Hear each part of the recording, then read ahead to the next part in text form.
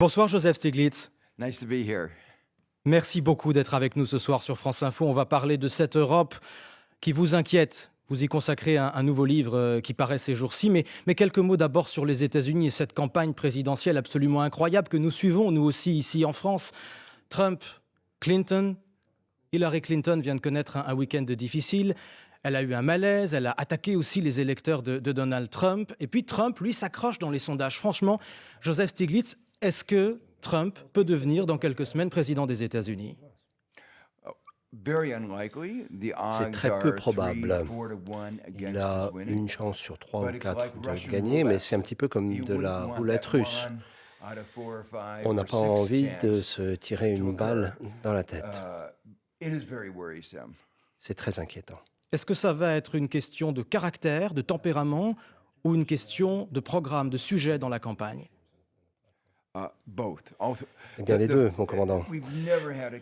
On n'a jamais eu de candidat comme Trump si peu qualifié du point de vue de la personnalité pour être président des États-Unis.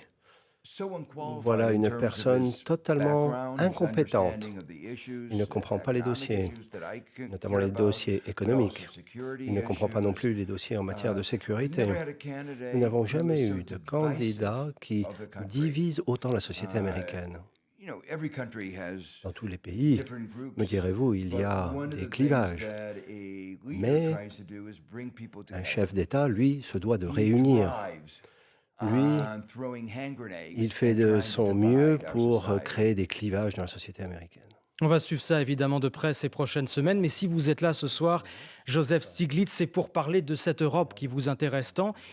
L'Europe qui cherche des solutions. À la fin de la semaine, les chefs d'État vont se retrouver pour un sommet qui va être très tendu, car le vote des Britanniques cet été a créé un choc très grave. Le pays veut quitter l'Union européenne. Est-ce que c'est un problème?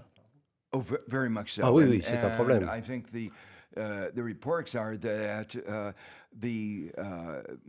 Il apparaît que ce sommet mettra l'accent sur la tentative de réduire les écarts et les clivages. Il ne s'agit pas simplement de résoudre les problèmes, parce que les tensions sont si nombreuses et les opinions sont si divergentes, et personne n'est véritablement prêt à devenir leader, notamment il y aura des élections en Allemagne, en France et dans d'autres pays.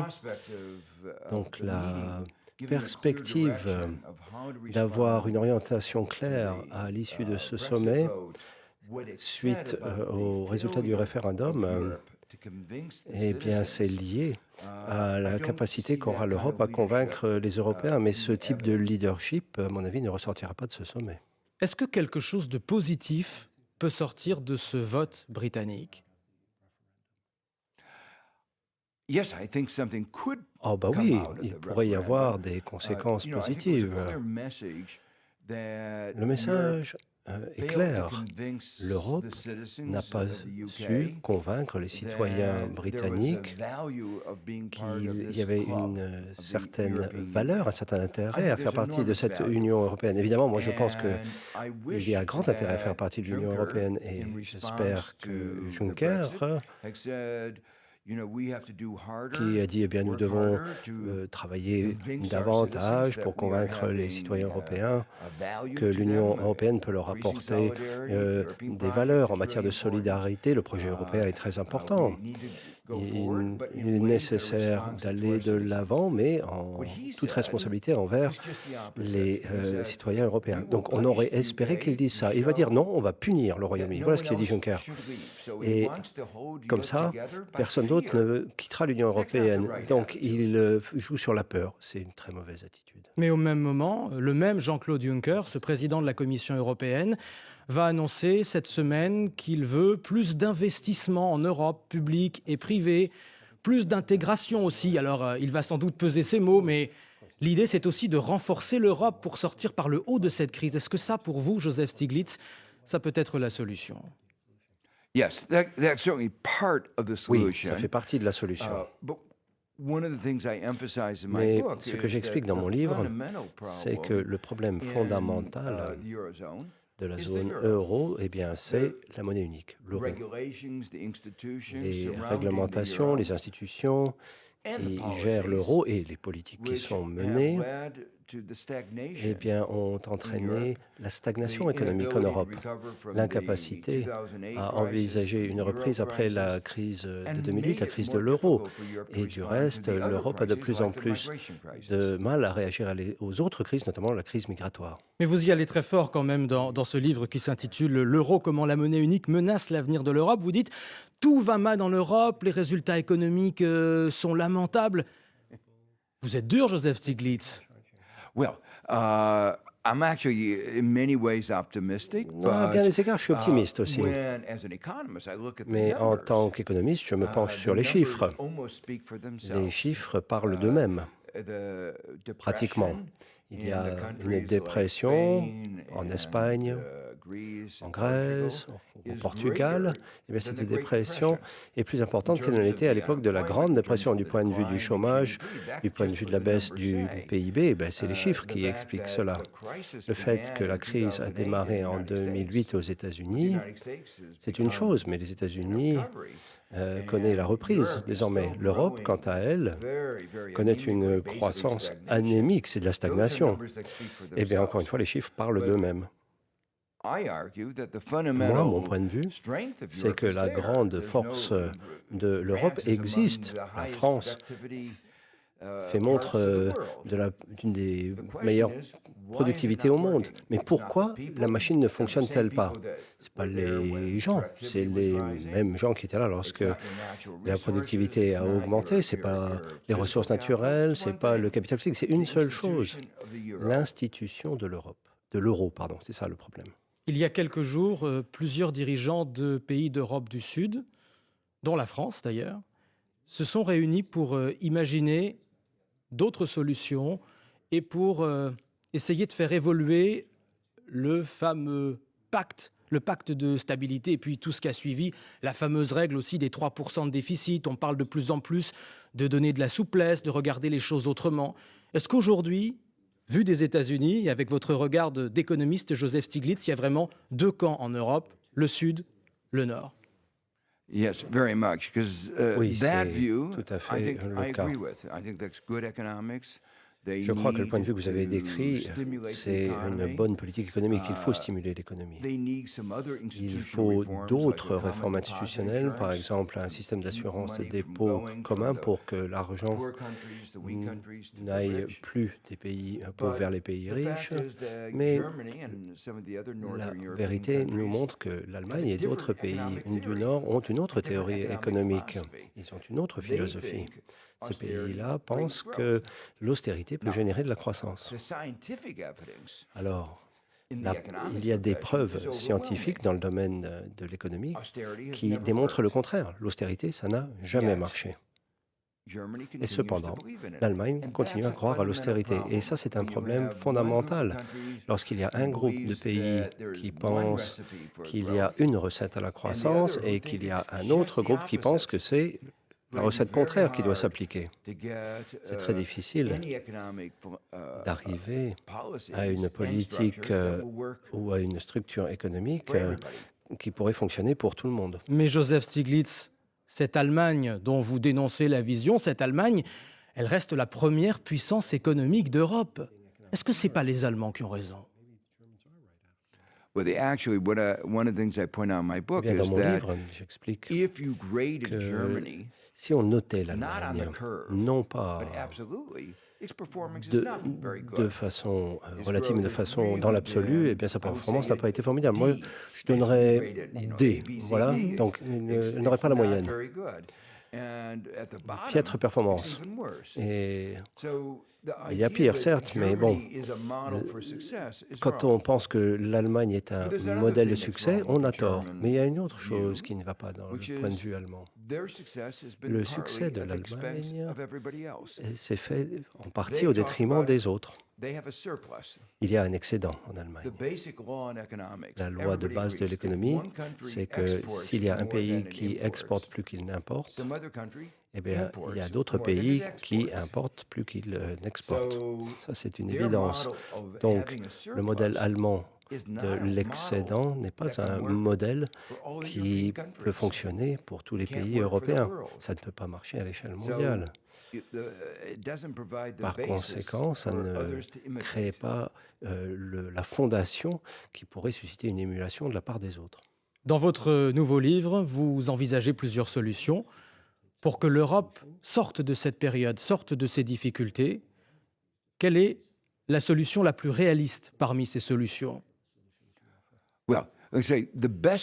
La meilleure solution, je vais vous dire, consiste à créer des institutions permettant de faire fonctionner la zone euro.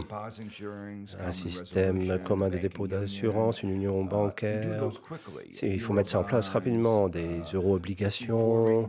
Il faut réformer la Banque centrale européenne pour qu'elle mette l'accent sur l'emploi et la croissance et pas simplement l'inflation. Donc, vous voyez, il y a toute une série de réformes qu'il faut mener. Mais votre question, quelle est la solution la plus réaliste? Malheureusement, étant donné cette conviction qu'a l'Allemagne qui insiste sur cette théorie, eh bien, il y a un manque de solidarité pour la création de ces institutions communes à court terme. Alors, on parle évidemment de créer des institutions dans 5 ou 10 ans, mais en attendant, les problèmes ne vont que s'aggraver. Et malheureusement, la politique n'attendra pas la solution. Donc, il faut soit plus d'Europe ou moins d'Europe. Et si on ne peut pas aboutir à une situation avec plus d'Europe, eh bien la seule solution consiste à envisager d'autres façons de se diviser, de décomposer la zone euro. L'euro, c'est un moyen pour parvenir à une fin. C'est une devise qui était censée promouvoir la prospérité et la solidarité. Et l'euro a accompli exactement le contraire. Et on ne peut pas confondre les moyens et la fin. Qui doit sortir de l'euro, Joseph Stiglitz? D'un point de vue économique, la réponse est assez aisée. L'Allemagne. Si l'Allemagne quitte l'euro, le taux de change en Allemagne augmente, le taux de change dans le reste de la zone euro baisse, il y a une augmentation de compétitivité des exportations, il y a une croissance économique, leur capacité à repayer leur dette devient meilleure et la capacité de l'Allemagne à repayer sa dette devient meilleure aussi. Donc, la valeur de la dette en euros va baisser. Donc, c'est une solution où tout le monde gagne. Cela dit, votre question, c'est quelle est la solution la plus réaliste? Je ne pense pas que cette solution le soit particulièrement, et je ne suis pas sûr que l'Allemagne l'accepte. Franchement, Joseph Stiglitz, ça fait des années maintenant que vous suivez de très près la situation en Europe et l'évolution de cette monnaie unique. Est-ce que vous croyez à la survie de l'euro, encore aujourd'hui, septembre 2016? Pas dans l'état dans lequel elle se trouve maintenant, tel qu'il a été constitué. Et les observateurs objectifs de l'euro ne voient rien que crise après crise.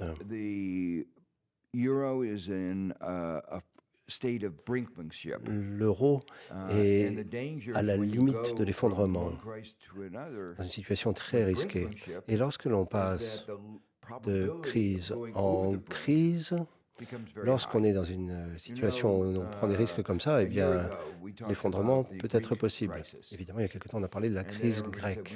Tout le monde disait, on a résolu la crise grecque, l'Europe a résolu le problème. L'économie de la Grèce n'a fait que poursuivre son déclin. La dépression grecque n'a fait qu'empirer. Et les observateurs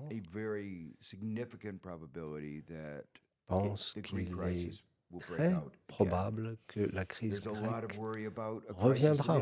Et on s'inquiète de la possibilité d'une crise en Italie aussi. On ne sait pas d'où viendra la prochaine crise. Mais il faut se souvenir qu'il y a deux choses qui sont difficiles à prédire. Les élections